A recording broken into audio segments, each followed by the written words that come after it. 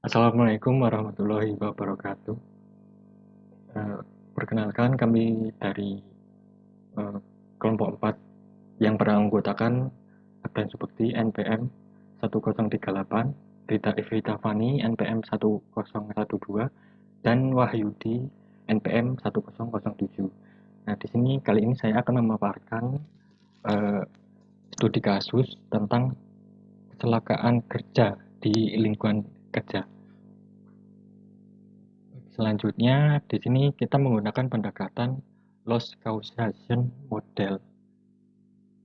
Eh, Berikut adalah beberapa penyebabnya, faktor-faktornya ya. Yang pertama ada kelemahan kendali, yang kedua adalah penyebab dasar, basic causal, dan yang ketiga penyebab langsung, keempat insiden, dan kelima terakhir kerugian. Nah, yang selanjutnya adalah ini adalah berita dari yang kita pilih untuk dianalisis apa saja sih penyebab-penyebabnya beserta kerugiannya. Nah, yang kasus pertama adalah kecelakaan kerja di proyek RSI Unisma, 4 pekerja tewas. Kecelakaan ini terjadi pada hari Selasa 8 September 2020 di gedung pembangunan Rumah Sakit Islam Unisma Malang. Kecelakaan terjadi ketika 11 pekerja naik ke lantai 5 pembangunan gedung baru menggunakan lift rakitan. Diduga seling besi lift rakitan putus sehingga membuat 11 pekerja terjatuh dan 4 orang tewas di lokasi kejadian. 6 orang mengalami luka berat dan 1 orang berhasil melompat dengan berpegangan pada besi. Kasus kecelakaan kerja yang memakan korban jiwa ini ditangani oleh Satreskrim Polresta Malang Kota. Nah, berikut adalah ilustrasinya, yaitu gambar di tempat kejadian. Nampak lift hancur. Nah, tiba di bagian analisis, yaitu penyebab langsung. Berdasarkan perbuatan tidak aman, yaitu gagal mengamankan, membuat alat pengaman tidak berfungsi, menggunakan peralatan yang rusak, serta tidak menggunakan alat pelindung diri yang lengkap. Nah, yang kedua adalah penyebab langsung berdasarkan kondisi tidak aman, yaitu pengaman tidak memadai, peralatan atau pelindung yang tidak sesuai, berkakas peralatan atau material yang rusak. Nah, yang keempat adalah tempat atau ruang gerak terbatas, serta yang terakhir, sistem peringatan dini tidak memadai. Dengan gambar di samping memperlihatkan ilustrasi unsafe act and unsafe condition. Selanjutnya yaitu analisis penyebab dasar. Penyebab dasar ada dua bagian ya, yaitu faktor personal dan yang selanjutnya faktor pekerjaan. Di sini faktor personal terlihat cukup banyak karena ini banyak bab dasarnya yang membuatkan kecelakaan. Yang pertama meliputi kerja tidak disiplin. Nah, di sini lift yang dipergunakan dirancang untuk mengangkut bahan bangunan, bukan untuk penumpang. Nah, yang selanjutnya kurangnya pengetahuan tentang batas maksimal beban lift. Nah, yang ketiga adalah kurangnya pelatihan operator dan teknisi lift. Yang keempat, kondisi pekerja yang kelelahan dan kondisi lapangan yang panas sehingga mereka eh, memutuskan untuk menggunakan lift barang. Selanjutnya adalah melakukan penghematan waktu dan tenaga untuk sampai di lantai 5. Namun cara tersebut tidak layak dan membahayakan pekerja. Dan yang selanjutnya adalah memilih cara yang tidak tepat untuk menghindari ketidaknyamanan. Ketidaknyamanan di sini berarti mereka memilih cara yang nyaman untuk tiba di lantai 5 ya. Jadi menghindari ketidaknyamanan jika berjalan kaki atau naik tangga. Nah, selanjutnya adalah faktor usia. Rata-rata pekerja di sini korbannya berumur 30 tahun ke atas. Ya, faktor inilah yang membuat mereka memilih keputusan menaiki lift. Yang selanjutnya, tidak mematuhi SOP karena minimnya kesadaran akan potensi-potensi bahaya yang ada. Dan yang terakhir, tidak menggunakan alat pelindung diri di lingkungan kerja. Diketahui korban jiwa terluka parah di bagian kepala pada berita yang tadi saya sampaikan. Nah, yang selanjutnya ialah faktor pekerjaan meliputi perawatan alat secara tidak berkala, perawatan alat secara berkala tidak dilakukan sehingga seling besi berkarat ataupun rapuh. Nah, yang selanjutnya adalah pemasangan lift yang kurang tepat, memungkinkan terjadinya malfungsi. Lalu spesifikasi lift rakitan yang di bawah standar atau tidak layak karena tidak dari pabrikannya, mungkin mereka merakit sendiri. Nah, yang selanjutnya adalah penyalahgunaan alat angkut barang. Penyalahgunaan ini dalam kasus ini adalah mereka menggunakan alat lift angkut barang. Yang selanjutnya adalah tingkat penggunaan lift atau usia pakai yang tinggi. Lalu pengoperasian alat yang digunakan oleh orang yang tidak tepat atau tidak berkompeten dan tidak mengetahui asal-usul liftnya. Yang selanjutnya adalah tidak dilakukan penggantian suku cadang atau spare part liftnya. Nah, yang selanjutnya beban maksimal lift terlampaui. Nah, di sini adalah lift orang pada umumnya mempunyai beban maksimal kurang lebih 5-8 orang ya. Nah, di sini mereka menggunakan lift barang dan juga menumpanginya sejumlah 11 orang. Nah, selanjutnya kurangnya pengarahan dan peringatan dari atasan. Yang terakhir, tidak ada panduan, prosedur operasi, dan instruksi yang jelas. Dan yang terakhir adalah kerugian dan insiden. Dapat dilihat insiden di sini ialah kecelakaan kerja di proyek Rumah Sakit Islam Unima mengakibatkan 4 orang pekerja tewas. Dan kerugiannya beberapa ya, agak banyak. Kerugian orang 4 pekerja tewas dan lainnya luka-luka. Kemudian kerugian properti, kerusakan alat kerja dan bangunan. Kemudian kerugian proses pembangunan menjadi terhambat karena liftnya yang ya korban jiwa juga. Dan yang keempat adalah environment atau lingkungan terganggu dari insiden yang terjadi seperti debu yang ditimbulkan dari kecelakaan. Kerugian akibat kecelakaan kerja dapat meliputi gangguan terhadap pekerja dan juga perusahaan. Salah satu kerugian tidak langsung atau indirect cost dapat berupa biaya yang dikeluarkan dan tidak terlihat pada waktu itu atau beberapa waktu setelah terjadinya kecelakaan, yang mencakup hilangnya waktu kerja dari tenaga kerja, terhentinya proyek sementara, kegagalan pencapaian target, kerugian akibat kerusakan alat, mesin atau peralatan kerja, termasuk juga biaya penyelidikan sebab terjadinya kecelakaan dan juga timbulnya ketegangan, stres, dan mental tenaga kerja. Bagi yang selanjutnya, bagian gagasan pencegahan akan dilanjutkan oleh teman saya, Rida Evitafani. Silakan. Baik, selanjutnya gagasan pencegahan, yaitu gagasan tentang kasus menurut saya pribadi, Rida Evitafani, yaitu menurut pendapat saya, gagasan saya adalah agar kecelakaan seperti ini tidak terulang kembali, untuk para pekerja harus memastikan keamanan dari setiap tempat kerja, baik dalam perlindungan diri ataupun keamanan dari peralatan yang digunakan harus berfungsi dengan baik, sehingga ketika akan melaksanakan proyek keselamatan para pekerja terjamin dan kerugian juga akan berkurang. Next.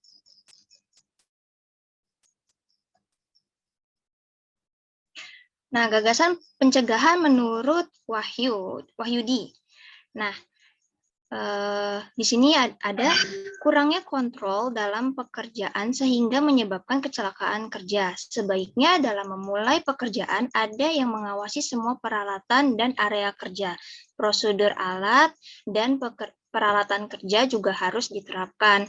Berapa beban maksimal lift ini bekerja sehingga dapat meminimalisir kecelakaan kerja. Menurut gagasan Abdan Subukti, yaitu dalam kasus ini penyebab yang paling utama adalah faktor personal, di mana para pekerja yang tidak disiplin menyalahgunakan suatu alat. Dengan demikian, maka pekerja harus mempunyai pengetahuan dasar tentang pengoperasian alat dan potensi bahaya yang ditimbulkan di lingkungan kerjanya. Selain itu, pengawasan dari atasan dan penggunaan APD juga harus diperketat. Konsekuensi dari upaya tersebut mungkin para pekerja harus beradaptasi dengan lingkungannya setelah training. Next. Baik, untuk kasus kedua yaitu ledakan terjadi laboratorium kampus di Cina, 3 mahasiswa tewas. Ledakan terjadi di laboratorium pada universitas di Cina pada Rabu 26 Desember 2018 dan menewaskan 3 mahasiswa. Peristiwa tersebut terjadi sekitar pukul 9.30 pagi di Universitas Jiangtong, Beijing, waktu Beijing. Adanya ledakan terjadi saat dilangsungkan percobaan eksperimen penelitian ilmiah pengolahan air limbah di Laboratorium Teknik Lingkungan. Sekitar 30 mobil pemadam kebakaran dikerahkan ke lokasi ledakan dan membutuhkan hampir 1 jam untuk memadamkan api tersebut. Efek dari ledakan juga memecahkan kaca jendela dan menimbulkan asap berwarna hitam pekat. Pihak berwenang melakukan penyelidikan penyebab pasti terjadinya ledakan. Insiden yang melibatkan industri kimia di Cina cukup kerap terjadi disebabkan salah satunya adalah karena peraturan keselamatan yang kerap diabaikan atau tidak dijalankan dengan baik. Next. Nah, ini ada ilustrasi gambarnya, lokasi, di mana insiden yang melibatkan industri kimia di Cina cukup kerap terjadi disebabkan salah satunya karena peraturan keselamatan yang kerap diabaikan atau tidak dijalankan dengan baik. Oke, next. Analisis penyebab langsung. Berdasarkan perbuatan tidak aman, yaitu ada gagal mengingatkan, lalu gagal mengamankan, melepas alat keselamatan, menggunakan peralatan dengan cara yang salah, tidak menggunakan alat pelindung diri, posisi yang salah untuk melakukan tugas. Nah, berdasarkan kondisi tidak aman, yaitu ada pengaman tidak memadai, perkakas atau peralatan atau material yang rusak, sistem peringatan dini tidak memadai, bahaya kebakaran dan ledakan. Lalu ada lingkungan atmosfer yang berbahaya dan kurangnya ventilasi, dan terakhir adalah paparan terhadap temperatur tinggi atau temperatur rendah. Next. Selanjutnya akan dijelaskan oleh teman saya yaitu Wahyudi. Silakan. Baik, selanjutnya yaitu analisis penyebab dasar. Yang pertama dari faktor personal, kurangnya kegiatan pembinaan dan pelatihan kepada mahasiswa, terus koordinasi yang buruk ketika melakukan praktik, salahnya persepsi saat menerima pengarahan atau materi, selanjutnya yaitu kurangnya memahami instruksi yang ada, tingkat konsentrasi berkurang sehingga salah melakukan prosedur. Selanjutnya, kadar oksigen dan bau dari limbah mempengaruhi kondisi fisik korban. Faktor lainnya yaitu kelelahan karena bekerja cukup lama di ruang tertutup.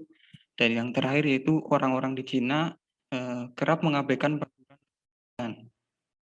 Next.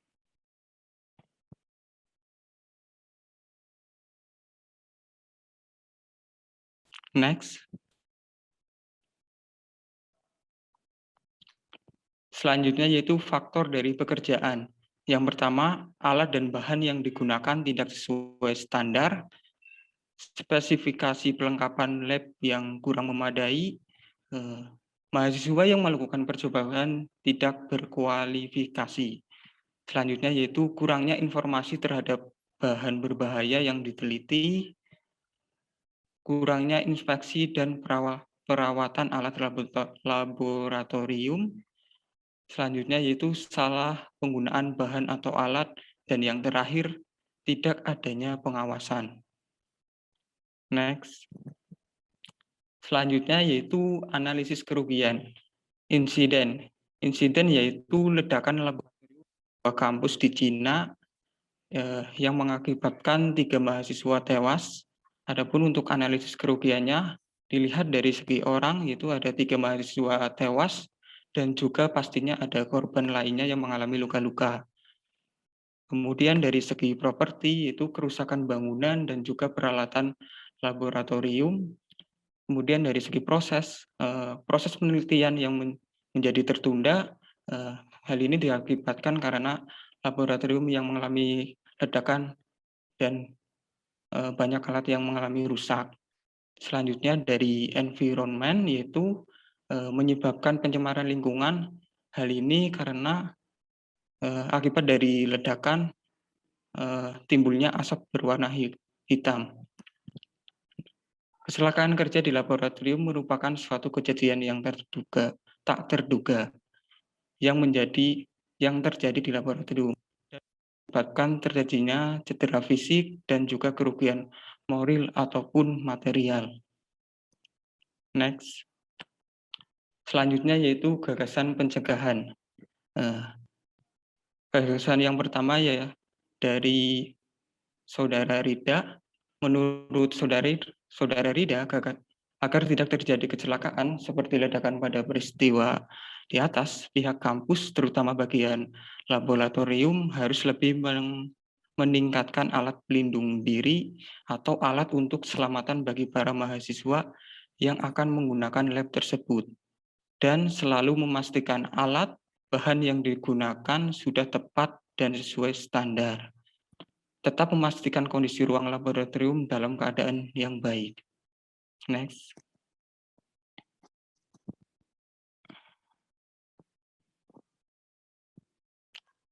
Next. Gagasan menurut saya sendiri yaitu pentingnya dalam pekerjaan untuk menerapkan dan menjalankan prosedur kerja yang baik. Agar insiden ini tidak terjadi lagi, maka diperlukan prosedur yang tepat dalam melakukan penelitian atau percobaan di laboratorium, serta ketersediaan alat keselamatan kerja, termasuk kotak P3A dan pemadam kebakaran, dan yang tidak kalah penting yaitu nomor telepon penting seperti pemadam kebakaran, petugas medis juga sangat penting supaya saat terjadi kecelakaan yang cukup parah dapat ditangani dengan segera. Next. Selanjutnya, gagasan menurut Abdan, yaitu terdapat banyak faktor yang memicu ledakan di lab, tetapi jika peralatan dan keamanan sudah sesuai standar, kecelakaan kerja dapat dihindari. Pada kasus ini dapat disimpulkan bahwa penyebab kecelakaan adalah kurang pengawasan serta kesadaran. Nah, langkah yang tepat agar peristiwa ini agar tidak terjadi lagi, ialah menaati peraturan keselamatan yang ada dengan memakai APD dan memperhatikan SOP. Selain itu, mahasiswa harus lebih meningkatkan pengetahuan tentang bahan kimia. Next. Baik, terima kasih. Cukup sekian dari kelompok kami. Apabila ada kekurangan atau kesalahan dalam pengucapan kata, kami mohon maaf yang sebesar-besarnya. Wassalamualaikum warahmatullahi wabarakatuh.